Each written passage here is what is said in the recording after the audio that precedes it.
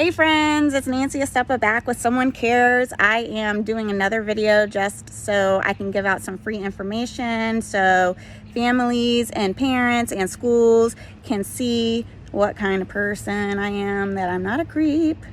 I am a little weird, but I'm not a creep. And I also want to just give out some free information that can help you help your learners, whether they're in your school or in your home. So today's video, I want to talk about the top 3 mistakes that educators make when they're teaching place value. Dun, dun, dun. Place value is so foundational, and I cannot tell you how many times I work with students in schools who are struggling to solve problems that do not even understand numbers, like down to tens and ones. You give them 32 blocks and you tell them how many are here. They start counting by ones and they do not even think to make groups of 10 and use those groups of 10 to help them. This is very real. This happens a lot. I see it all through K-5, and a lot of the upper grade teachers don't realize that this may not be a skill that students have mastered because they're assuming that they come in knowing these skills, and it's not something that you can easily see if students understand on a standardized test, because the questions on a standardized test for place value are just so limiting. Okay, so here's the top 3 mistakes that educators make when they're teaching place value. First of all, they do not give kids enough experiences and opportunities to actually count collections and make groups that relate to the groups that we use in our place value system, which is a base 10 system. Before students ever move to pre-group manipulatives like base 10 blocks, they're already grouped together, or even in beaded number line usually has groups of 10. Rec and Recs have groups of 5 and 10 on it. Before you even start working with those manipulatives that have been grouped, you need to make sure that students are able to use one-to-one objects and make groups of 10s, hundreds. You might not go up to the thousands with one-to-one objects, but you can definitely continue to focus on building place value understanding with place value discs. And you want to see students taking 10 and making it one larger group, and taking 10 tens and making one group of 100, and taking 10 hundreds and making one group of 1,000, and taking 10 thousands and making one group of wait, what did I say? 10 hundreds make 1,000, 10 thousands make a 10,000, and 10 thousands make 100,000. Then when you go backwards for decimals, you're dividing by 10. If students do not have a lot of opportunities grouping, combining those 10 things to make one thing, then chances are they don't really understand that base 10 system, and I see it all the time.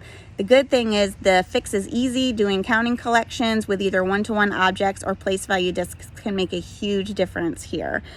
Second mistake that educators make when teaching place value is we do not give students enough opportunities to flexibly compose numbers and decompose numbers using place value. So you'll see this when you have kids that can tell you the number represented by a base 10 model when it's very straightforward. Like if it's base 10 blocks, they'll have 2 flats, 5 rods, and 6 units. They'll just say, oh, that's 256. But that doesn't necessarily mean that they understand that 10-to-1 relationship, because they might just be counting there's 2 of these, 5 of these, 6 of these, 2, 5, 6, 256. I see this a lot. Usually how I can tell if kids have never flexibly decomposed a number is, say you have 32 Unifix cubes out. If I slide a 10 over to go be with those 2 ones, now I can see 20, 2 tens or 20 and then 12. And I ask the students, well, is this 32? They'll say no. So you can take a number and break it up in various ways. 4 can be 4 and 0, 3 and 1, 2 and 2, and all of those are different ways to make 4. Students can understand this with smaller numbers and not understand it with larger numbers. This is something that needs to be taught. 32 is 30 and 2, but it's also 20 and 12. It's also 10 and 22. Okay, so 32 is 32 ones or 3 tens and 2 ones. 325 is 32 tens, not 2 tens. Do you see what I'm saying? There's little things that we need to make sure that we're doing in our classroom, and often we start teaching place value from a level that is not rigorous enough. You can actually start teaching place value using more than 10 of a unit, throw in more than 10 ones, more than 10 tens. And that's where the magic is, because students will then realize, well, if I group these 10 things together, I can just think of them as one larger group. So after you have that, if you have a number, have students, how many ways can you make 100? Can you make it with 10 tens? Can you do 50 plus 50? Can you do 10 plus 90, 20 plus 80, 30 plus 70? What could you do 35 plus 65? Like really getting them to break up numbers in various ways, moving tens and hundreds from one place value to the other will really help students better understand place value. The third mistake that teachers make when teaching place value is actually not necessarily in the place value unit. It's when they move on into doing computation and problem solving.